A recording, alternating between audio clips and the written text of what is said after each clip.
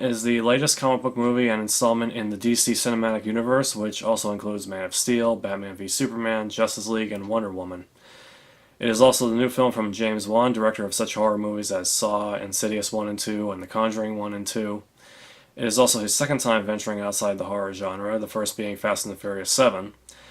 I must admit that I like all of those other movies more than I liked Aquaman, but I still recommend it, even though it's got to be one of the campiest, corniest, silliest, over-the-top, and most colorfully and overly stylized movies I've ever seen, with the most use of CGI of any movie I've seen. Growing up, I was not an Aquaman fan because I didn't find the character or the comics interesting, certainly nowhere as interesting as something like Superman and Batman. But the approach that the filmmakers take here with this movie and the version of the character that Jason Momoa plays here in this film, which he previously played in Justice League, makes it all into something that I find at least very entertaining, if still not all that interesting. The cast are all wonderful in a hammed up fashion, even though that approach to the acting is not as high as the execution of the film, with all the action and Avatar-inspired scenery, even though it's got to be obvious that all of this was all done on purpose.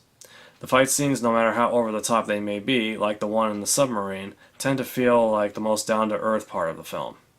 I remember once watching some episodes of the show Entourage, where director James Cameron played himself as the director of an Aquaman movie. It was actually a little funny, even though he has admitted that he would never really do an Aquaman movie in real life.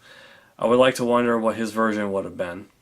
Still, I very much enjoyed James Wan's own Aquaman movie here, and I, of course, will buy the DVD and Blu-ray when it comes out.